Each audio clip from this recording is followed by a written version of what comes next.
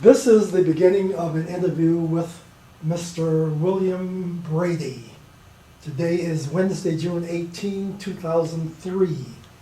This interview is being conducted at the Atlanta History Center, Atlanta, Georgia. Mr. Brady is a veteran of the U.S. Army Air Force.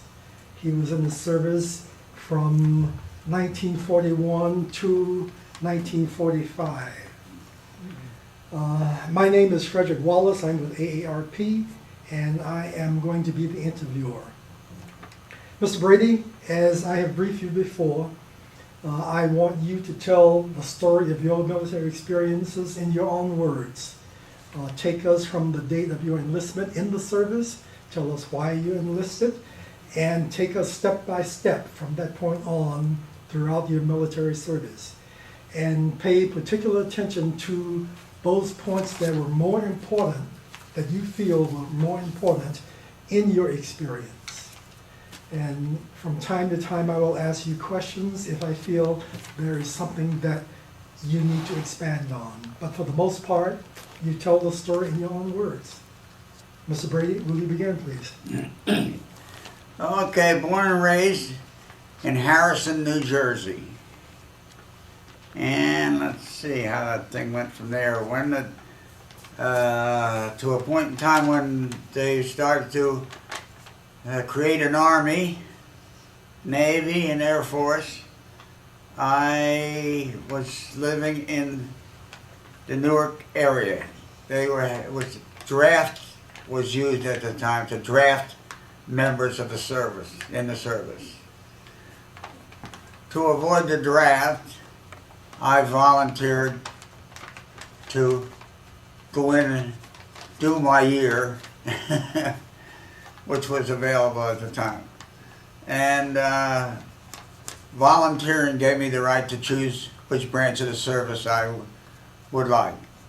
I chose the Air Force. So I was in the Air Force the full time I was in the service.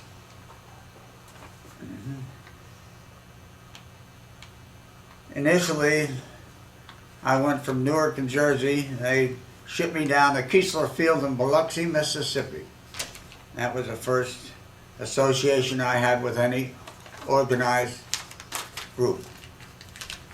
I was in Keesler Field and took some training as an armorer there.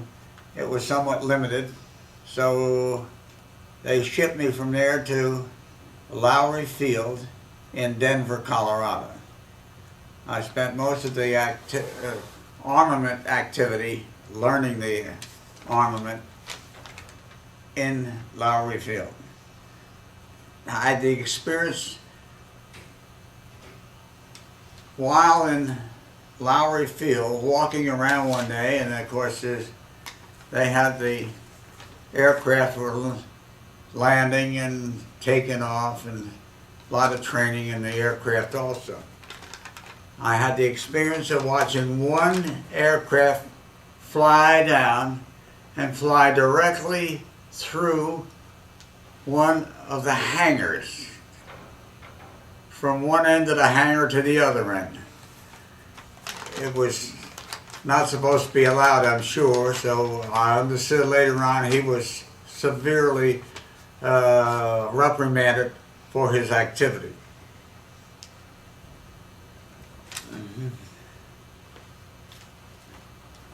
Okay, from there I went out to San Francisco, and I was on the island there in San Francisco Bay where they gathered us all together and arranged for a ship to take us overseas. Okay. Had you completed your training as an armorer? In Lowry, yes, I did. So I was eligible to join a squadron when I got overseas, of course. From now the island in San Francisco Bay was right next to Alcatraz. I didn't get friendly with anybody on the Alcatraz Island, but it was interesting to see the place and read about it. Well, I went from Lowry, let's see, I got Why some- were you on this island? Oh, I'd say about 3 weeks. No, why? Oh, just they were gathering a group together to ship them overseas. Good. I got some memo of that there. Angel Island, Yeah. and yeah, Let me see that. you tell me. That'll be going to He's a family. Yeah, cool. December.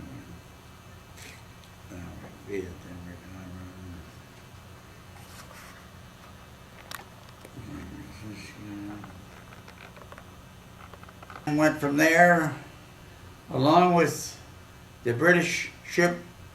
It was in the convoy. The British ship, the Queen Elizabeth, and the President Coolidge. We arrived in Melbourne, Australia. Let's see, is there a date on that thing?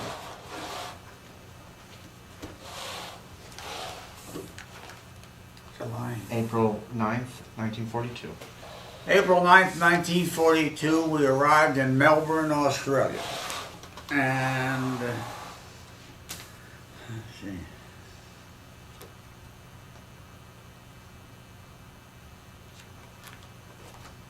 That's about it.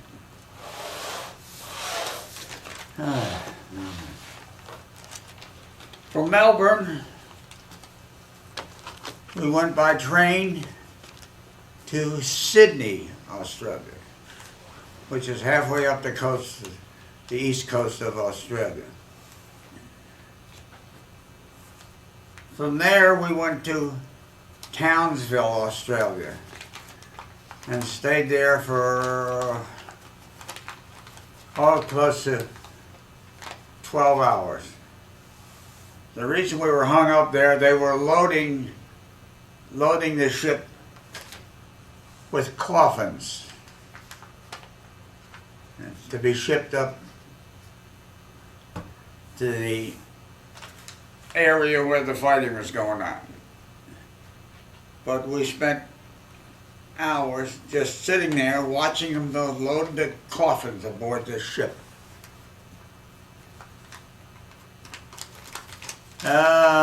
We went from there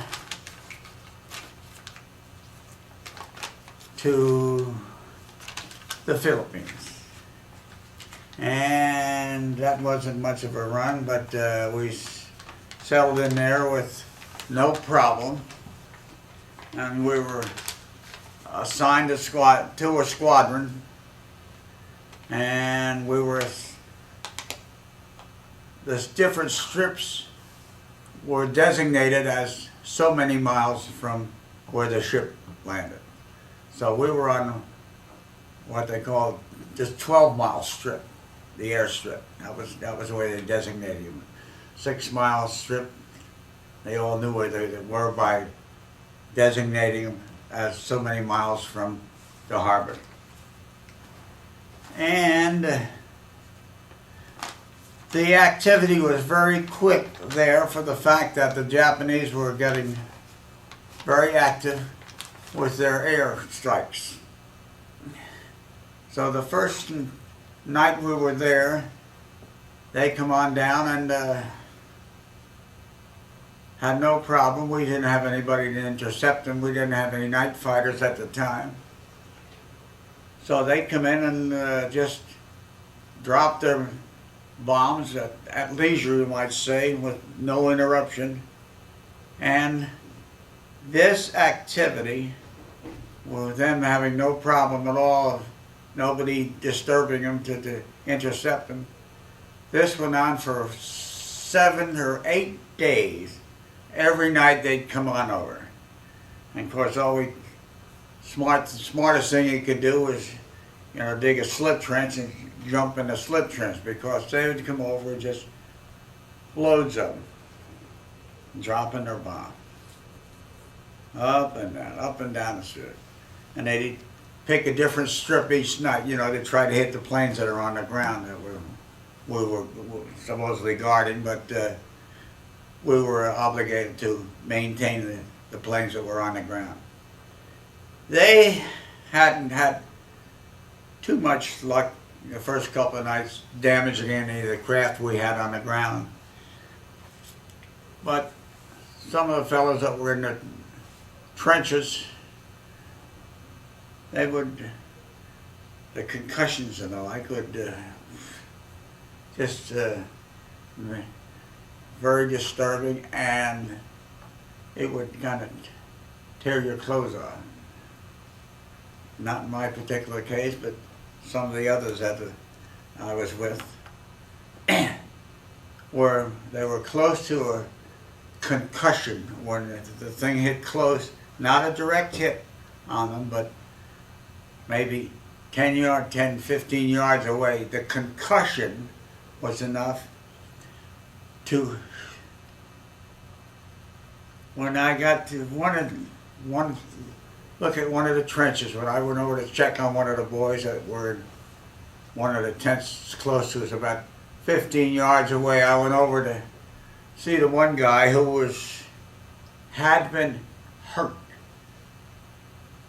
But looking at him, I can see him now, this shattered so, it broke his skin, and all over he looked like a fish skin, you know, fish tails.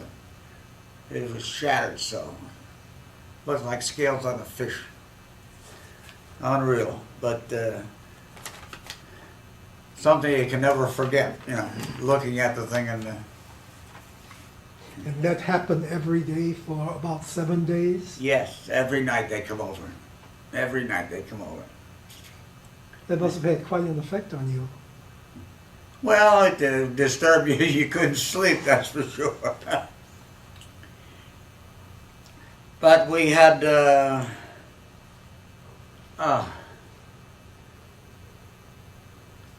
it was a constant thing.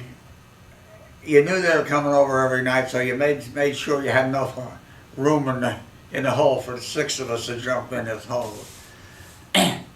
Now, what was going on, they would get in there and they'd lighten up cigarettes. You know, I guess it was relieving for them to smoke a cigarette. I never smoked a cigarette in my life. Never. You said the 6 of us. Who were the 6 that you were talking about? Well, my buddies, the Bedroom Commandos. Tell us about that group, please. About the Bedroom Commandos.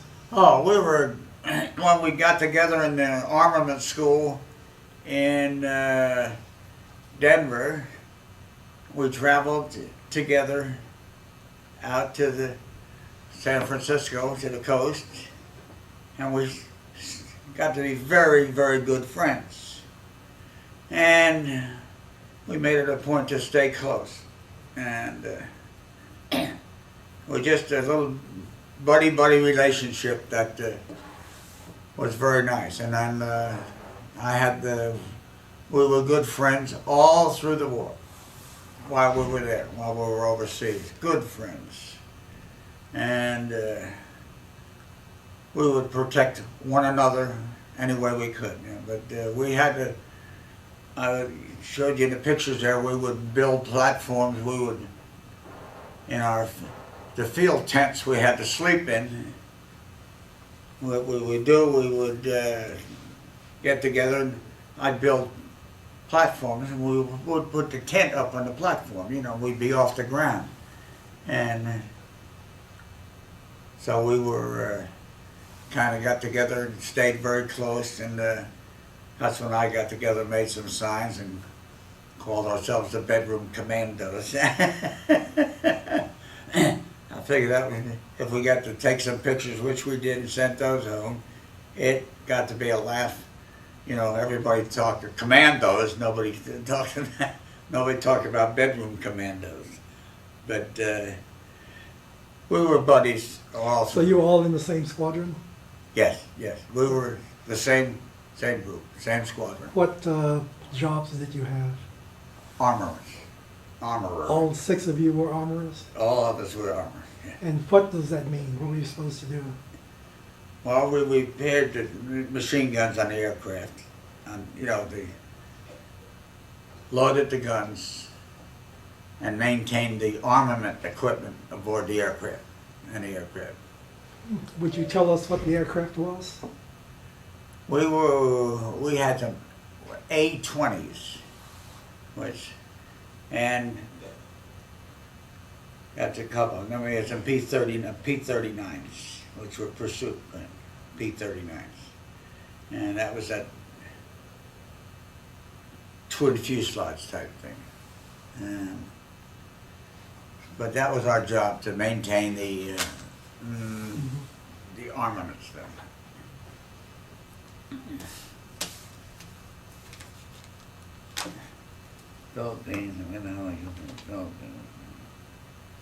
When you were not being bombed by the Japanese, what did you do? Well,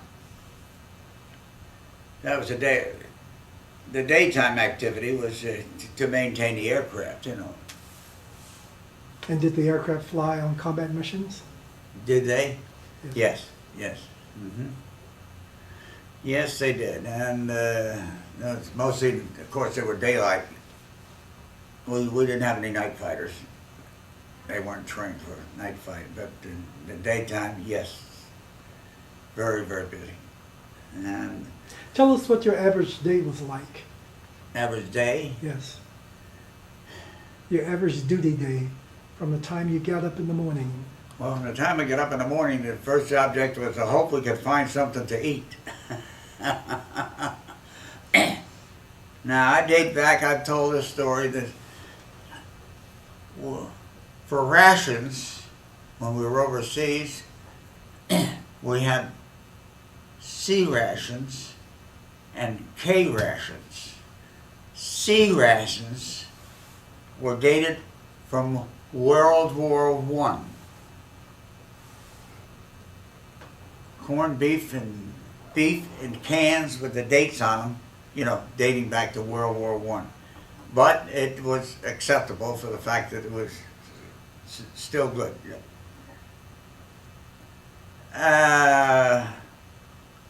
We would make an effort to better what we would find in the C rations, which was a plastic thing, and when you opened them up to whatever you found in there was the K rations was the last to be offered. The K, that was in a plastic boxes, and you had some meats and some whatever the hell else they would put in the damn things. You didn't want to do it. But the thing about the K rations was there was 3 cigarettes in each one of the boxes. That was part of the ration. I didn't smoke, so I was very, very popular with the boys that did. Very popular with the boys that did. And of course I wouldn't take any money for my cigarettes, but they might have offered me an extra drink of what they were mixing up or something.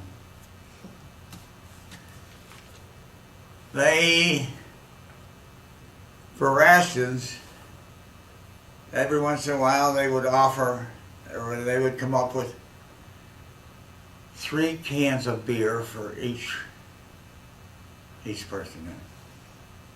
3 cans of beer. Well, it was hot. You couldn't drink it, the way it was. But in the evening, we would roll out some high-octane fuel for aircraft fuel. Roll it to the side of a trench. Put some burlap or some kind of linen or something in the bottom of the trench, and put the beer cans in there and roll over the large can of aircraft fuel. We'd break the bung and let it drip down on the beer. In about 2 hours, it cooled off. Surprised. Now, it was a little expensive for the government to sponsor to sponsor that, but that's what we did, and it was successful. But the way to cool beer, how about that's what we did most of the day. The food rations weren't the greatest. You know, you didn't have any mess hall or anything like that. You would hope you get enough inside the ration boxes that it would satisfy you for a few hours so you got something else to eat. Yeah. How long did you stay at this location?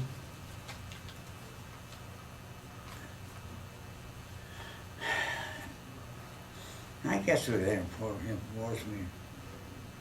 we had to be there at least 2 months. The Philippines. Then after that, where did you go? Well, the Philippines, the Dutch East Indies, the Philippines, Morotai and New Guinea, and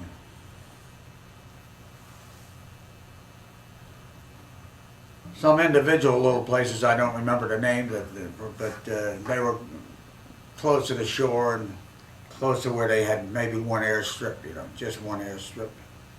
And we would hold up there for maybe 2 or 3 weeks till they took over another strip, and then we would move somewhere else, or move to another part of the island, the southern part of the island, or like in the Morotai in the Dutch East Indies, which is another area. And that was a southern section. I like to tell a story of we were in one area there, and we helped this lady put some furniture up she's a Filipino gal, and they were very well mannered, all the Filipinos. And the interesting part about their penmanship was perfect. But that I remember, it was perfect. The Palmer method of writing. You know, I remember that when I went to school, they taught me the Palmer method. But they knew that, and that I remember about that. But the lady wanted to do us a little favor, and she said she would like to cook us some fish alongside of her house there. It was up on stilts, but alongside was a small stream as wide as this one table, small stream. So she said she needed a little time to go catch some fish. She got up, headed toward the stream. Okay. Took her shoes off, walked into the stream, and was very muddy. Now, you know, the water wasn't that deep, so it was quite muddy. And she's walking in the stream, and she's feeling with her foot, and she'd reach over and pull this fish out. Well, mudfish, okay. She'd put her off on the side, she'd back in there, she'd walk a little more, walk. She could feel another fish. She reached down and pulled another one out. She pulled 6 fish out, come on out, and said she'd give us a couple hours. She would need that to clean the fish and to cook the fish. Later on, we had mudfish for dinner. And it was very good, and it was fresh fish. Yeah. but it was strange, and I never forgot it. It's mudfish. I remember it. We'll never forget it, of course. But fascinating the way that she went fishing. First time I ever saw anybody go fishing with their feet. Yeah, and that was a film. Mordecai in the Dutch East Indies. And let's see, I got a record one I can. How did you get to that other island? Mordecai? Yeah. How did you get there? Well, let's see. We went aboard another ship, which I can't think of the name of it. But they got a good group aboard another ship, the troop ship, and that dropped us off a day later, at one of the other docks. But that's, and a couple of other instances when we had to get to another strip on the other side of the mountains, of course. We would take one of the twin engine bombers, and they would pick a group of us up and fly us over to the other strip on the other side of the mountain. Or, in the one instance, we had a choice of walking over the mountains or taking a ride in a glider, a military glider. So I volunteered for the glider. I didn't feel like walking over that mountain. First time I'd ever been aboard a glider.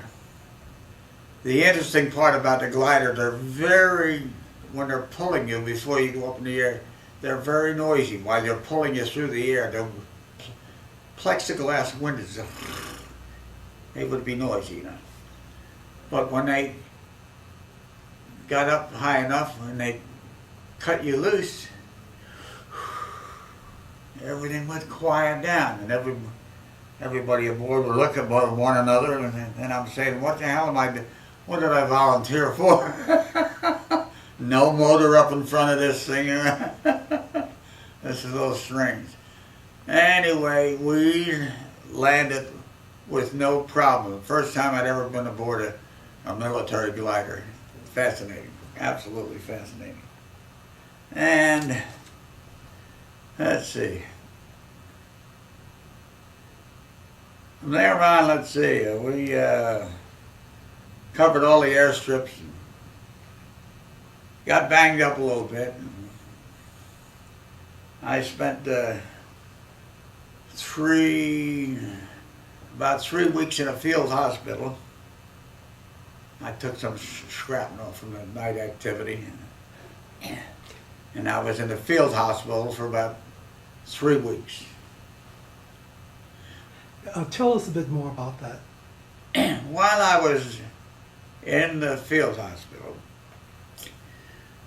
it was about... So tell us why you were in the field hospital. Oh, I took them shrapnel, and they went on in there. They're gonna, remove the metal. And but while I'm in there, the Japanese are still flying over, and it was close to the field hospital. Was close to where our revetment area was, where we kept the planes. But the Japanese come over, and the one guy, evidently, he had a little bit of a problem with his plane, the Japanese guy, and he landed his plane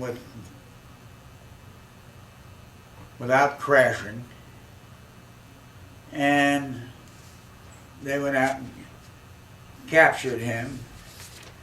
He was hurting just a bit. They took him over to the field hospital where I was at, and they put him in a cot about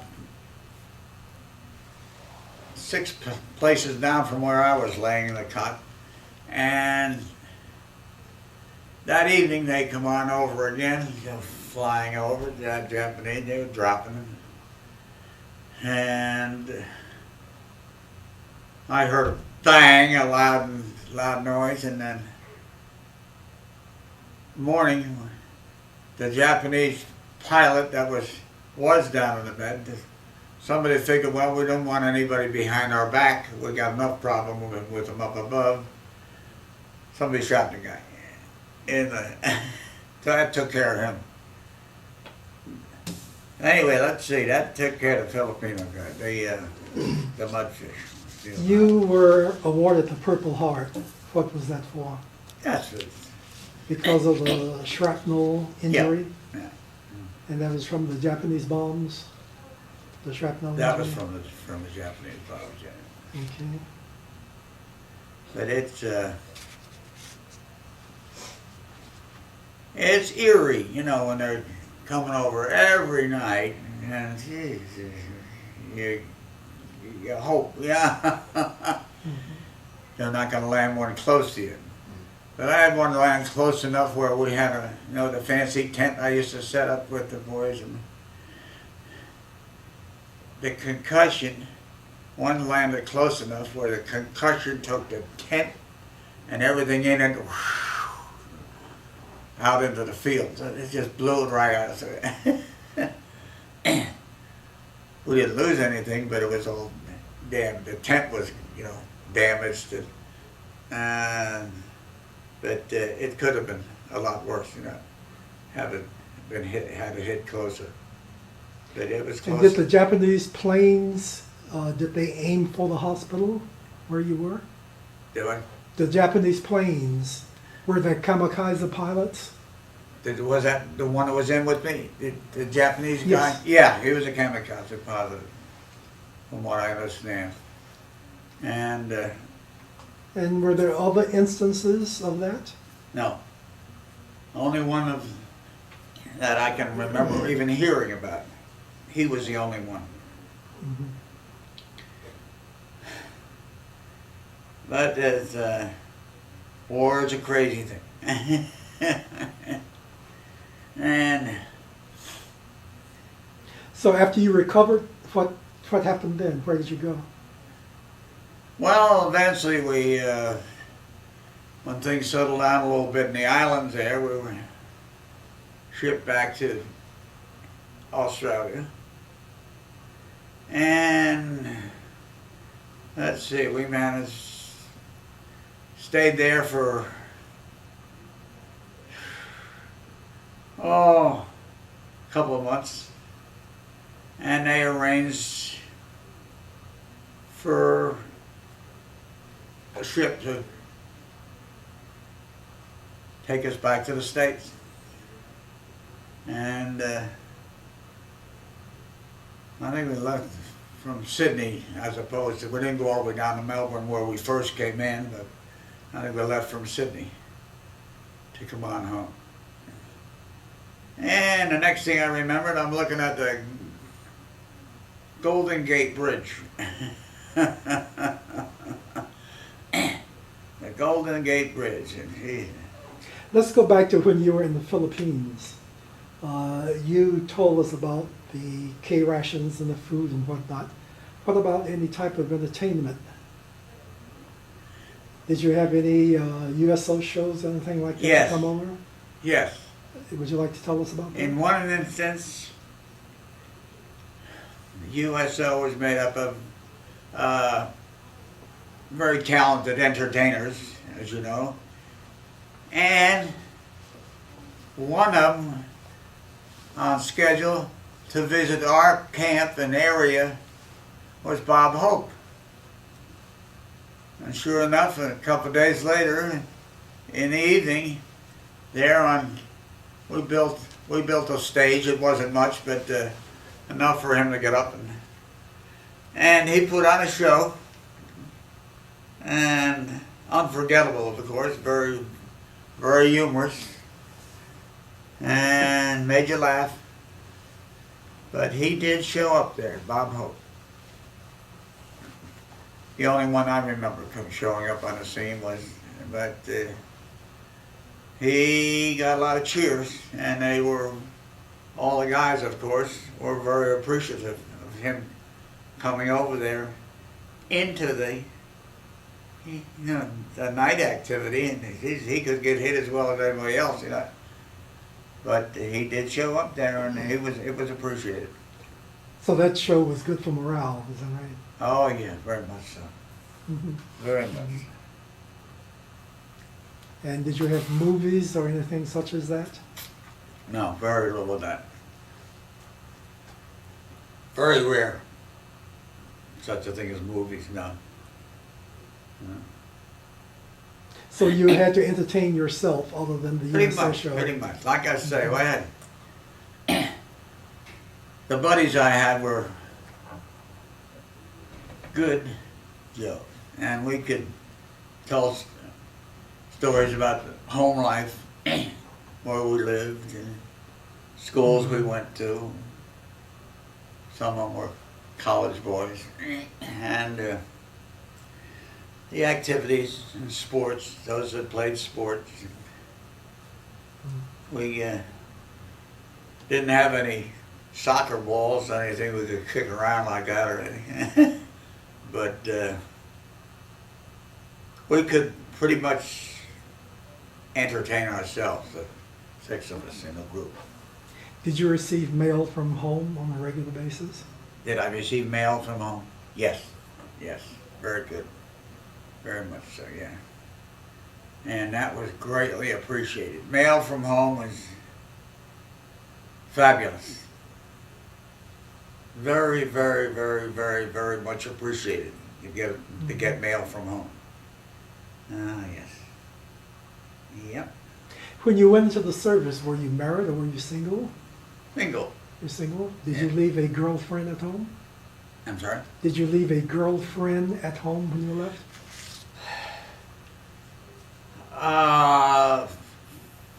Good friends. High school. All my high school friends. A few of us corresponded, man. I would send them pictures. Right? Mm-hmm. I had a picture taken with my shorts, my undershort. I had to make sure that got back to the high school, which I knew they would. That's where they would take it. And of course, I had to be a little careful about what I sent because I had, through grammar school and high school, had the nuns. Yeah. When you got to Australia, what were your living conditions there? Very nice, very nice. They could set up barracks for us, buildings and that. Didn't have to get in the tents. But they were very decent too, everybody there in Australia. Everybody was, they knew we were there for a purpose, a good purpose, to protect them too. So they were very appreciative of us being there. Yeah, very much. You know what my problem is right now? I'm going to give you one guess. Should I turn the equipment off? I got a piddle. Is it in the house here?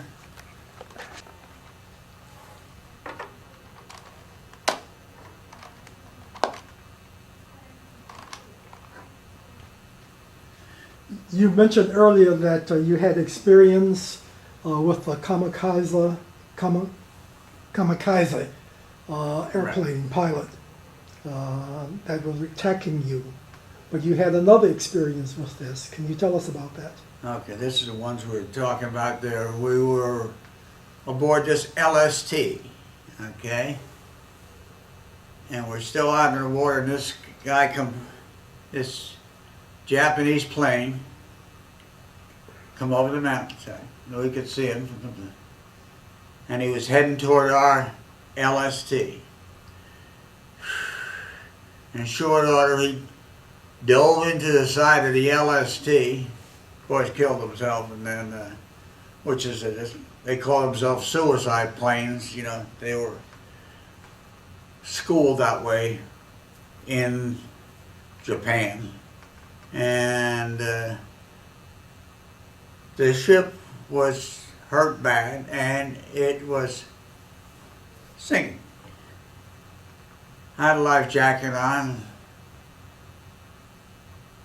I'm passing out a life jacket so all I can find, make sure the guys got life jackets on. Before you know it, we're in the water. The fact that the ship was going down, we were ordered to abandon ship, which we did. And I had the great experience of having a PT boat. Okay, I've been in the water about 45 minutes. We shifted around a little bit, and but a PT boat come along and they pulled me out of the water. I was okay, not hurting anyway, but a little nervous about the experience. So were there other injuries? Were there injuries to the other soldiers on board the LSG? Yes, I was on the board of the PT boat, and one of the crew members come over to me and asked me, "How do you feel?" I said, "I'm all right. I'm okay. I'm okay." In the meantime, there's another little gentleman laying alongside, and he was hurting real bad. So when the crew member said, "If you're okay, keep an eye on him. When he starts hurting real bad, give him a shot of this morphine," which they gave me. And I said,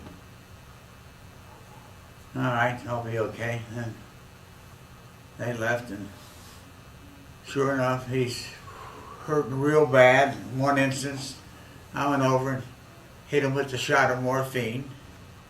It seemed to settle him for a bit, whatever morphine does. Anyway, it eased his hurting for a little bit. And of course, he had the problem a short while later, and I hit him with another shot, and then from then on, I couldn't do him any good.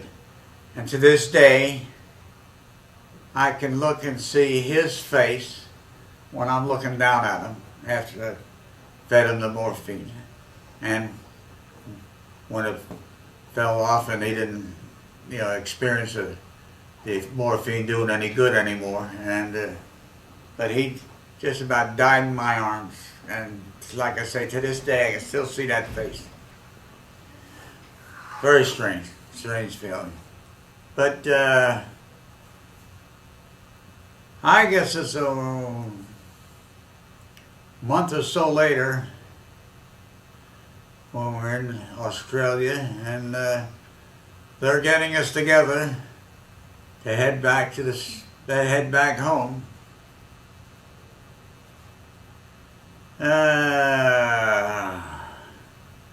Let's see, we had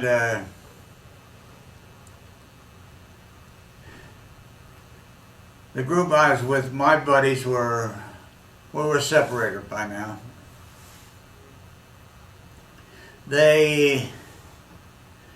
I'm aboard, I can't think of the name of the I can't think of the ship I was on, but it was a troop ship, and we were heading home, from what I understand. And it was took about 6 days for the troop ship to cross the waters and enter San Francisco. And like I say, there was the Golden Gate Bridge. That was a great sight. And so my experience overseas was over there. What did you do after you were separated from the service? After I separated from the service, well, let's see. On home, and let's see. Originally, when I first went in, I was employed by Worthington Pump and Machinery Corporation, And I went back to work for Worthington Pump and Machinery Corporation. I was a draftsman for them. And they took me back, and that's what I did. I go back. Went back to work. In what way did your military service change you? Change your way of thinking? Well, I admire those that had the talent to fly those planes. I don't think I could handle that, but them pilots did a fantastic job. Like I say, I flew with a few of them that made me admire them for the fact that they could handle those things in the air. Land and take off and whatever's involved. So that was my experience, and I admired those people. And I had to think back to and feel sad about the ones that were left over there and we buried over there. I had the occasion to bury a couple of gentlemen that was in our squadron, unfortunately, but that happened. Yep.